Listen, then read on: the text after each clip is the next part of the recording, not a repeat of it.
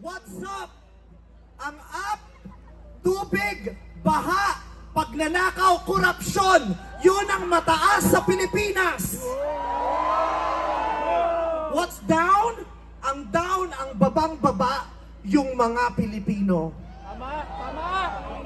Kaya sa ngalan ng lahat ng mga kapwa ko artistang nasa entablado ngayon, pati na rin yung mga artistang nasa baba at nasa iba't ibang lugar na nakikisama sa amin, binabati po namin kayong lahat.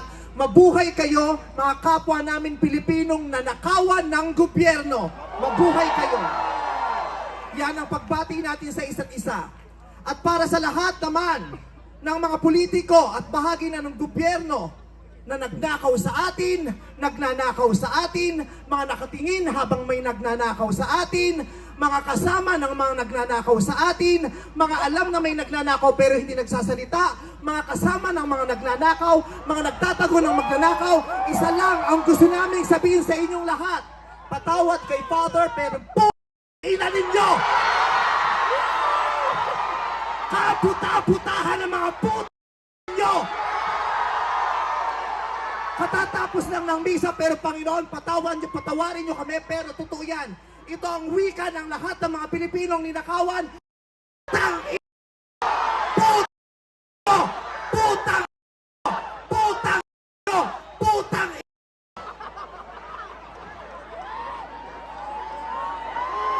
Putang Tapos na ang panahon ng mga mababait at ng mga resilient. Ang mga mababait, ginago. Ang mga resilient, tinarantado.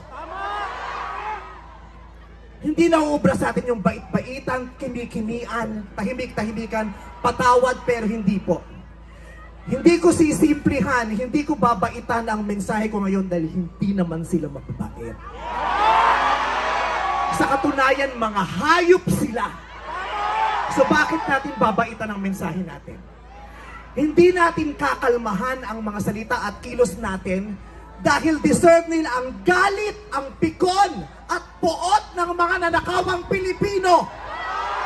Hindi tayo pwedeng kumalma. Hindi pwedeng iiyak lang. Hindi pwedeng magtitiis lang, hindi tayo kakalma. Hindi ko kayang maging magalang sa kanila dahil mga bastos sila. Mga salaula sila at mga baboy sila. Hindi natin kayang maging mabait sa kanila dahil mga walang ya sila. Hindi pwede. Hindi pwede yung mabait ka lang, mabuting asal ka. Hindi uubra sa kanila ang mabuting asal at mabait lang kasi nga mga demonyo sila. Kaya tama yan. Sumigaw lahat ng galit. Lahat ng galit na galit. Ang hindi matatapos ang galit bukas. Ang iparirinig ang galit hanggang hindi makulong ang mga puta na nakaw. Hindi tayong pwede magalit lang ngayon. Kailangan hanggang bukas, kailangan sa susunod na linggo, kailangan sa susunod na buwan, hanggang umabot ng ilang taon hanggat hindi sila nauubos. Tama! Walang mawawala sa atin kasi ubos na tayo. Kaya ang gagawin natin ngayon ay babawi na tayo. Ikulong ang mga magnanakaw. Para sa akin, hindi nga sapat ang kulong. Dapat patayin ang mga korap na magnanakaw. Ibalik ang death penalty para sa mga korap. Para patayin ang mga magnanakaw, ikulong pati pamilya nila. Dapat gumawa ang batas ang pamahalaan para ibalik ang death penalty. Pasensya na po, Father. Alam kong ayaw mo ng death penalty. Ipagdasal mo na lang ako. Ibalik ang death penalty para sa magnanakaw. Dahil ang magnanakaw, ang corrupt na public official, hindi ko natatawag na public official, ang corrupt na politiko ay higit pa sa mamamatay tao. Ang corrupt na politician ay higit pa sa magnanakaw. Ang corrupt na politician, ang corruption ay higit pa sa terorismo. Ang mga terorista namimili lamang ng lugar at panahon kung kailan aatake. Pero ang mga magnanakaw sa Pilipinas, walang pinipiling araw. Araw-araw nila tayong ninanakawan. At ang inaatake ng mga terorista, yung mga iba ang pananampalataya, iba ang paniniwala, iba ang lahi. Pero ang mga korap, kapwa Pilipinong kalahi ang ninakawan. Kaya hindi tayo pwedeng sumuko lang ng ganito. Kaya hinahamon ka namin, Pangulong Bongbong Marcos, kung gusto mong magkaroon ng magandang legasiya, ang pangalan mo, ipakulong mo lahat ng magnanakaw. Nakatingin kami sa iyo, Pangulong Bongbong Marcos. At inaasahan ka namin, hindi dahil sa idol ka namin, kundi dahil sinaswelduhan ka namin at inaasahan namin na tutuparin mo ang inuutos namin mga employer mo.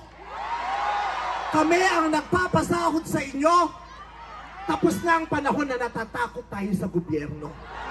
Takutin natin ang gobyerno dahil ang kapangyarihan nasa sa atin, wala sa kanila. Nakatingin kami sa inyo. Ipakulong. Lahat ipakulong. Bawiin ang mga ari-arian. Bawiin ang mga ari-arian. Pati atay, i-donate. Ibigay ang atay. Pati mata, i-donate. Walang ititira kasi nga, hindi tayo pwedeng maawa dahil mga putang ina nila. Maraming salamat sa inyong lahat. Sasamahan namin kayo hanggang mamaya. Isa pa, putang ina nyo! Sobra na, tama na. Sobra na, tama na. Sobra na, tama na. Okay. Kung pinanggalingan, kahit basang-basa, kahit traffic, puyat, pagod, ang iba, marami ay gutom. Masaya dahil nagtitipon tayo, dahil nais nating magpahayag ng galit. Nais nating humingi ng katarungan. Nais nating maningil. Nais nating papanagutin ang dapat na managot. Paano nga ba tayo humantong dito? Paulit-ulit na lang, paulit-ulit na lang. At palala ng palala ng palala. Mananahimik pa rin ba tayo? Manonood na lang ba tayo? Magpapatuloy pa rin ba tayo sa buhay natin na parang wala lang nangyari? Hindi na. Dahil noong tayo'y nananahimik at nagbibigsi-bisihan at walang pakialam, may mga puwersang nagnanakaw ng bilyong-bilyon, trillions, na dapat sana ay para sa bayan. Kung magpapabaya tayo, mauulit lang ng mauulit ang pangluloko at panggagago. Sorry po, Bishop. Hanggang doon lang po ako. Gusto ba natin yun? Nandito ako ngayon bilang artista at manggagawa. Nandito ako ngayon bilang babae. Nandito ako ngayon bilang isang nanay. Bilang isang Pilipino. Nais ko lang na lumaki ang anak ko ng masaya, malusog, ligtas at may pangarap. Posible lamang ito kung mabubuhay siya sa isang lipunang makatao. Kung saan may pagmamahal at pagmamalasakit at pakikipagkapwa. At higit sa lahat kung saan pantay ang batas para sa lahat.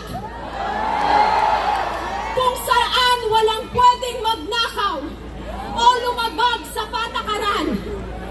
At lahat, maliit man o malaki, ay may pananagutan.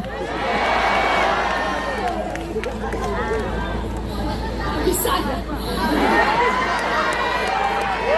Kung matatapusin sa gilid. Pagpasensyahan, kailangan ko magbasa, Bishop, mabilis na lang ko. At lalo nating inaasahan ang ganitong mga katangian sa ating mga leader at pinunong bayan. Ibinoto natin sila dahil may pangako sila. Nangako silang mamumuno sila ng tapat. Nanumpa silang uunahin nila ang kapakanan nating lahat at ibabangon tayong muli. At ang pinakamahalaga ay nanumpa silang susunod sila sa batas na dapat pareho at pantay para sa lahat. Nasaan yun? Narito tayo para singilin sila sa kanilang pangako. Singilin sila sa pamamagitan ng patas na investigasyon, paglilitis, at pagbabalik ng yaman ng bayan. Bilang Pilipino, nandito rin ako para ipaalala sa ating lahat na hindi dito nagtatapos at natatapos ang ating laban. Mula sa araw na ito, mangako tayo sa ating mga sarili, sa ating mga katabi, sa ating mga kapwa Pilipino, na tayo ay mananatiling mulat.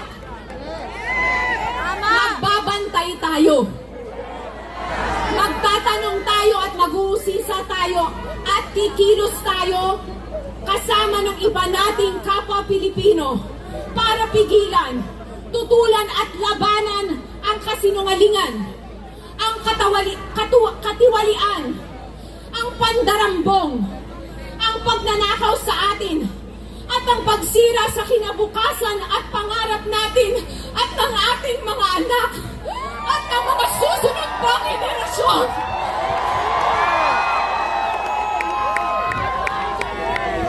Isigaw natin ang ating galit.